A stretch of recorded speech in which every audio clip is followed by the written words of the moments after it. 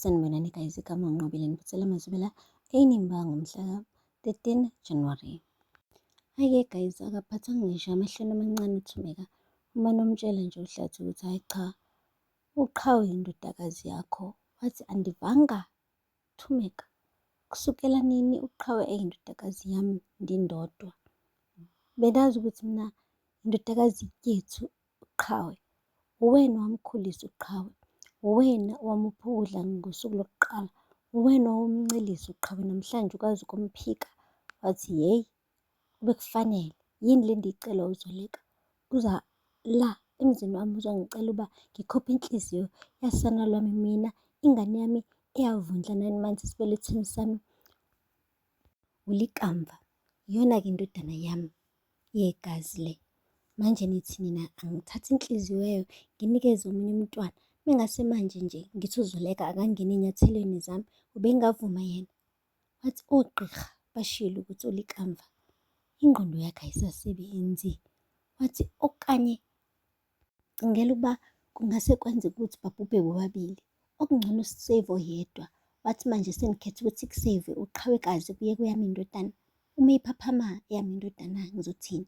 Wathi hhayi bo, bese nditshilo nje, kusho uHlathi, ukuthi ulikamva umqondo wakhe awusebenzi kahle kahle, u-brain dead, akakwazi ukuthi avuke.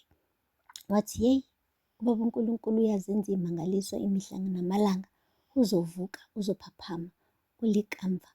Wathi Thumeka, ndiyakucela ndiyakuncenga, asisindise uqhawekazi. Wathi ngoba kutheni, kungani kona kungathathwa-ke ingqondo kaqhawekazi ifakwe kulikamva?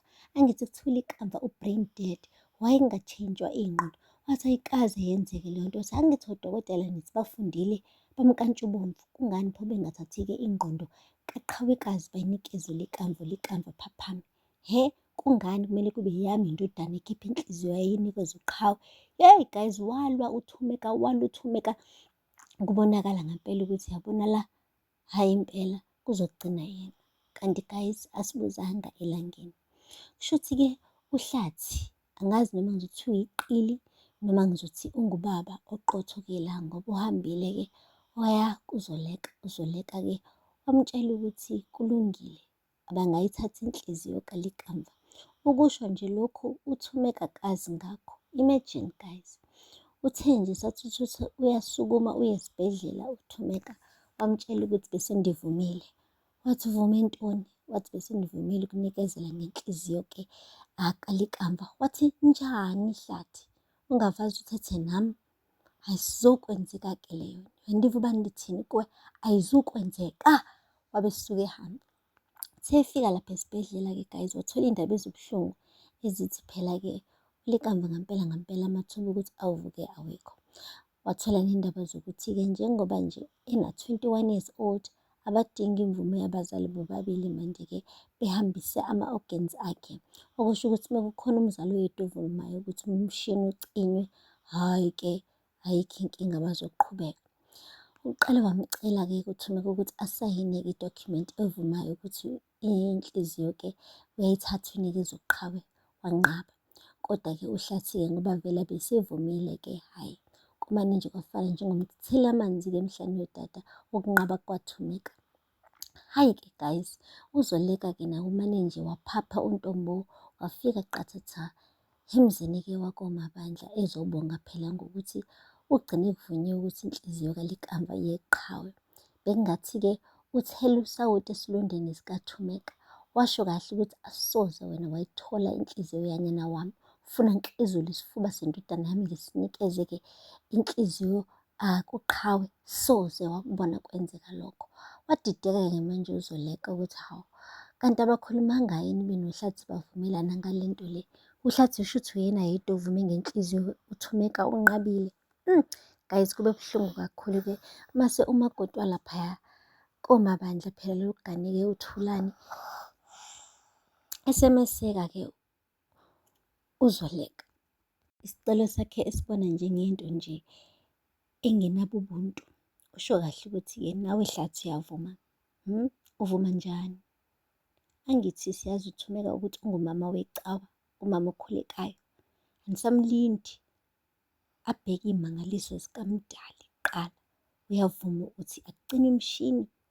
Njani Hlathi? Buphi ubuntu bakho? Wathi uthi uyakhuza uthulani? Wathi niyenza njani into efana nale? Nithi athini uThumeka umzali wakhe ulikamva? Kwasho kona-ke guys ukuthi usesayinile-ke uHlathi. uHlathi unesibindi. Hayi, waze wabuzisa ubuhlungu uThumeka, wamzwisa ubuhlungu emshadile guys. Khona-ke kuthe sekufika isikhathi la sekumele-ke imibhede yomibili iqhutshwe.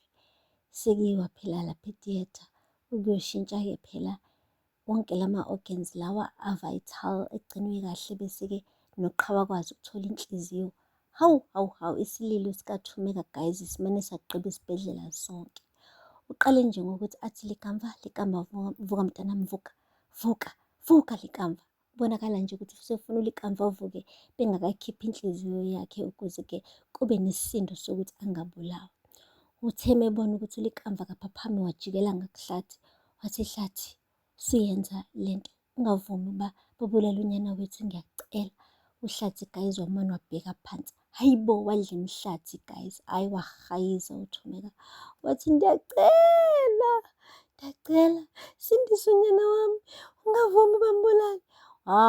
Guys, babe beqhubeka onesi nodokotela beqhuba imibhede. Hhayi, umane wathi nje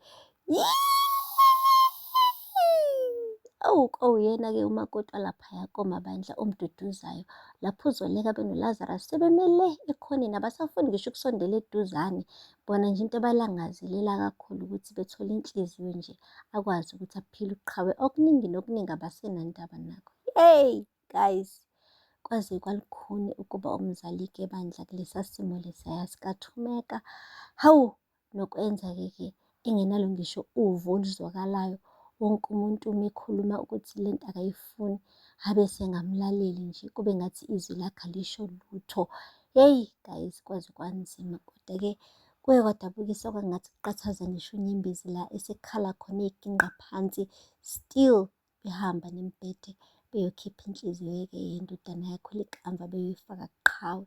And enye into engiyibonayo ukuthi izokwenzeka, uThumeka uzomzonda amnyanyisise uqhawe kusukela nje namhlanje. uQhawe azi ukuthi akumelanga asondele eduze kaThumeka, mebona uThumeka kumele abaleke, ngoba uzoluke njalo embuka ngehlelo ukuthi inhliziyo yengane yakhe ishaya esifubeni sakhe uQhawe. Kusazoshuba guys. Aphela lapho-ke amazwibela namhlanje. Ningakhohlwa ukusubscribe, ni-like, ni-comment. Until next time, bye.